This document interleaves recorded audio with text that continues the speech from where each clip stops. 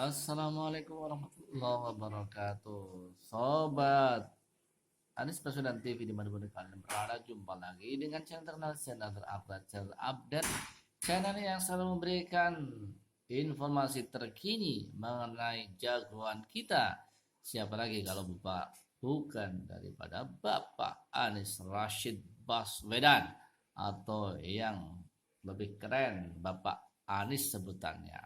Baik, Sobat Anies Baswedan TV di mana kalian berada, semoga kalian selalu sehat, selalu segar bugar, selalu sehat, selalu makmur sejahtera, dompetnya selalu terisi penuh, tidak pernah kurang suatu apa. Jangan lupa sholat 5 waktu, selalu taat ibadah kepada Allah Subhanahu wa taala, karena itu adalah bekal hidupmu di dunia dan akhiratmu. Dan juga selalu membahagiakan orang tuamu, karena orang tuamu adalah tiket menuju surgamu.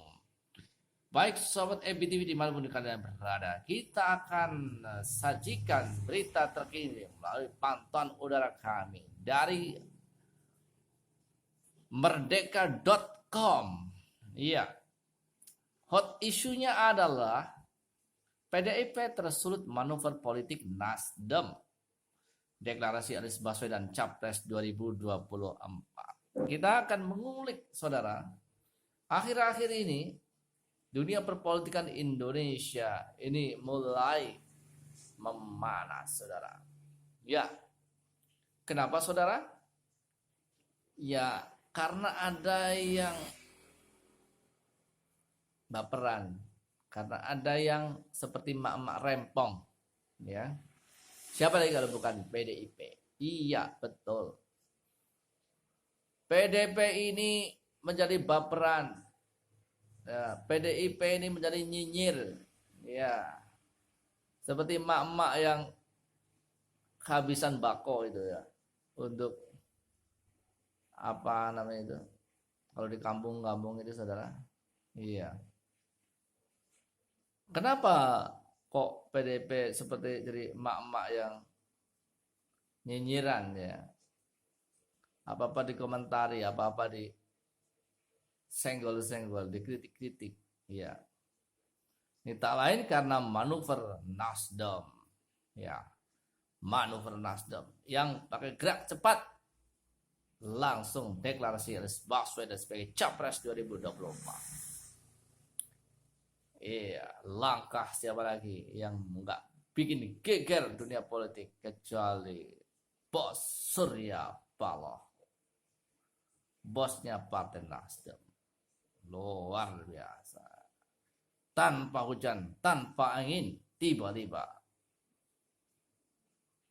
si Bos Surya Paloh ini langsung menetapkan, mendeklarasikan Anies Baswedan sebagai calon presiden tahun 2024. Sontaknya menjadi geger. Indonesia geger, saudara, dibuatnya. Karena betul-betul tidak menyangka langkah politik yang diambil Surya Paloh. Kita lihat ketika Anies Baswedan versus Ahok, maka Nasdem berada di posisi pro Ahok. Metro TV, Metro News, Metro punya Surya Paloh, medianya semuanya menyerang Anies Baswedan. Tapi namanya politik, tidak ada yang langgeng. Permusuhan itu hanya sebatas di bibir. Tapi ketika ada kans politik, maka langsung menukik, menikung. Akhirnya Surya Paloh pun berubah haluan. Surya Paloh ingin menjadi partai yang pertama mengusung capres potensial, yaitu Anies Baswedan, sebelum didahului oleh partai-partai lain. Surya Paloh gaskan untuk mendeklar, menyatakan Anies Baswedan sebagai capres dari Partai Nasdem. Ya, Dan ternyata apa yang terjadi sekarang? Nasdem sudah mendapatkan benefit atau manfaatnya. Hampir 18.000 orang tiap hari mendaftar sebagai kader Nasdem. Makanya PDIP ini kebakaran apa ya? Kebakaran dengkulnya kebakaran, saudara. Iya. Inilah yang menjadi kecemburuan. Akhirnya ternyata Surya Paloh dengan Partai Nasdemnya ini sudah mencuri start, sehingga seorang Hasto Kristianto pun sampai seperti emak-emak sekarang kerjanya cuma nyinyirin Nasdem, kerjanya cuma nyinyirin Anies Baswedan, tiba-tiba seperti emak-emak yang kehabisan bako. Tahu bako kan ya? Iya, tembakau itu. Baik, saudara, kita akan kupas mengapa kok tiba-tiba PDP berubah ya menjadi seperti emak-emak rempong atau anak kecil yang apa-apa itu seperti nggak mau terima. Kita akan lihat kenapa sebabnya. Manuver politik Nasdem menyulut reaksi Partai Demokrasi Indonesia Perjuangan atau PDP. Sekjen PDI Perjuangan Hasto Kristianto langsung melempar sindiran sasarannya partai politik pendukung pemerintah Joko Widodo Ma'ruf Amin yang sudah dideklarasi calon presiden, padahal pemilu 2024 dinilai masih jauh.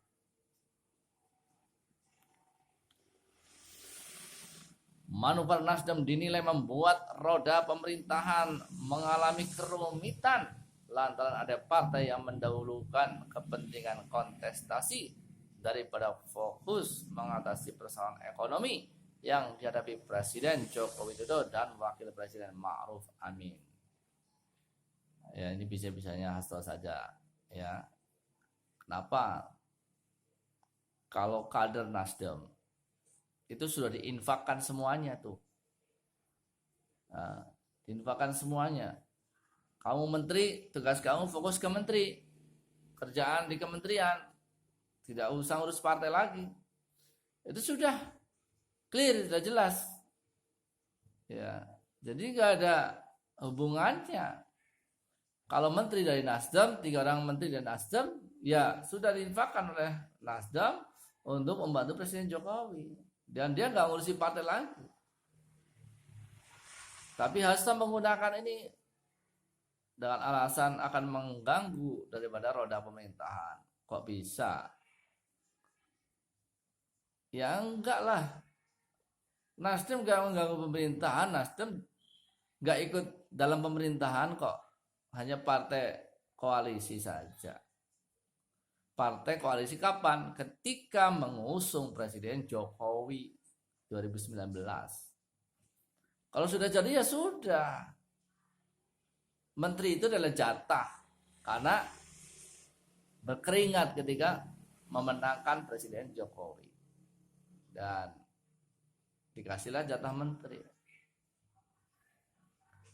Jadi menteri itu adalah balas budi Jokowi kepada partai yang telah mengusungnya. Jadi jangan dibalik-balik. Kalau sudah jadi menteri, ini bukan karena Jokowi yang berjasa, Nasdem menteri, bukan. Justru Nasdem yang berjasa membuat Jokowi ini menjadi presiden. Dan yang menjadi menteri tetap menteri, kerjanya membantu Jokowi tanpa dia ngurusi partai lagi. Kan sudah begitu dalam sisi Nasdem. Jadi kurang tepat ini Pak Hasto nih, Bang Hasto atau Mak Hasto sekarang ini sudah jadi mak-mak rempong ya. Bapak disindir, Bapak disindirin. Jadi kalau Pak Hasto sekarang dibilang mak-mak ya jangan baper dong. Kalau nggak mau disebut mak-mak ya nggak usah apa-apa disindirin. Nah, kenapa kok cuma Nasdem yang disindirin? Lihat, uang dia sudah. Padahal dia ini dari PDIP juga, partai koalisi juga. Nah, Padahal dia ketua DPR. Tapi sudah curi setar untuk kampanye di mana-mana, memperkenalkan diri di mana-mana, balihonya di mana-mana, mau ngeles gimana. Bahkan PDIP bukan cuma satu, Ganjar juga. Sudah moro-moro di mana-mana mau jadi capres. Kalau Nasdem satu itu bukan kadernya Nasdem dicapreskan, ya pada satu. Tapi ini PDIP 2 orang, Puan dan Ganjar sudah duluan malah. Kenapa itu nggak dikritisi? Karena apakah itu nggak mengganggu pemerintahan? Lebih dulu, bahkan 2, nggak cuma satu. Nasdem sepatu dan itu bukan kader.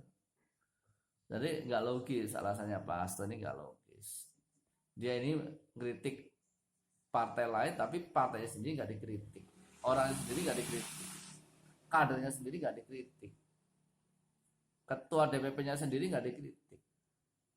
Ya, kalau boleh katakan Pak Hasto ini licik. Ya, mau mengkritik orang, mengkritik partai lain, tapi dia anggap partainya yang benar. Padahal nggak benar, paling nggak benar. Kenapa sudah ngomong capres? Walaupun memang belum, Megawati belum langsung mendeklar, tapi kan sudah suruh jalan duluan. Baliho udah di mana-mana, relawan udah di mana-mana, ada Dewan Kolonel juga, luar biasa. Itu siapa itu? Bahkan itu dari DPR. Jadi ayo Pak Hasto kalau mau undang saya, kita debat boleh di LSI atau di mana, ayo kita debat. Jadi cukup lah Pak Hasto, jangan mempermalukan diri sendiri deh. Jangan merasa sok bener, jangan merasa kamu itu paling bener, partai kamu paling bener, enggak usah. Iya, cara kamu justru akan mempermalukan partai kamu sendiri. Dan saya yakin tahun 2024 kita akan pastikan PDI Perjuangan tidak akan pernah dapat 1 kursi pun di parlemen. Ya. Jadi kepada semua rakyat Indonesia kami menyeru, kita tenggelamkan PDIP. Jangan berikan 1 kursi pun di parlemen. Karena sudah jelas, ya, janji-janji Jokowi ini nggak terrealisasi. Rakyat makin susah di bawah pemerintahan Jokowi.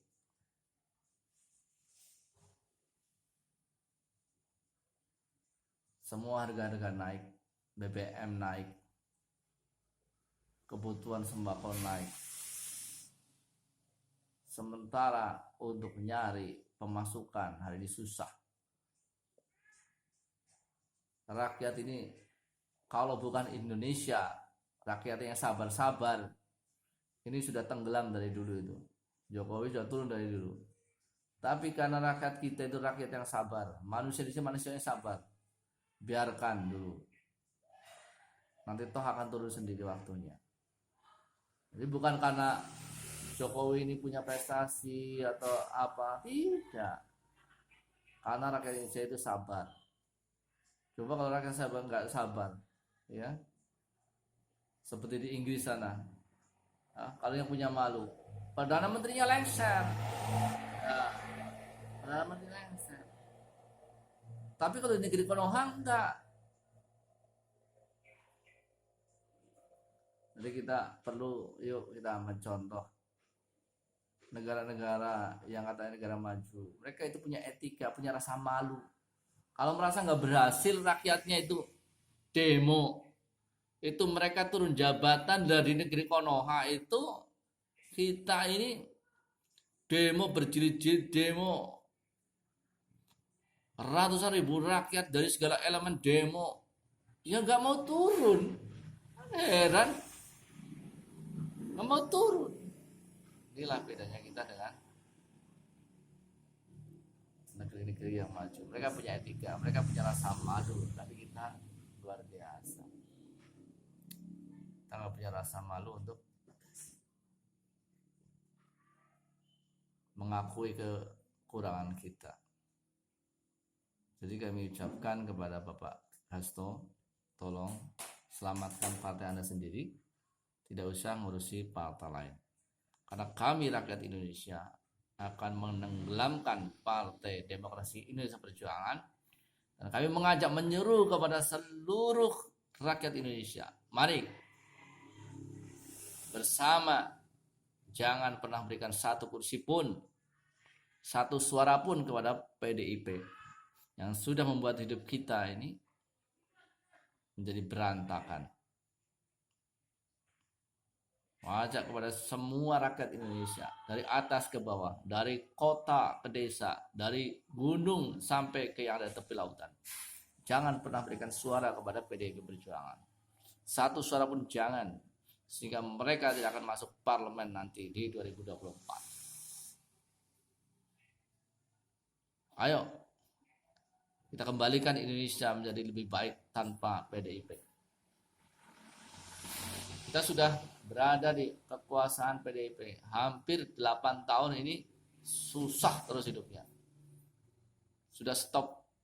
Jangan percaya kepada ngakunya partai wong cilik, tapi justru menyengsarakan rakyat kecil. Sekali kami mengajak, kita buka akal kita sehatkan kembali. Jangan pernah kita percaya dengan namanya PDIP, Partai Wong Cilik, Partai Merah.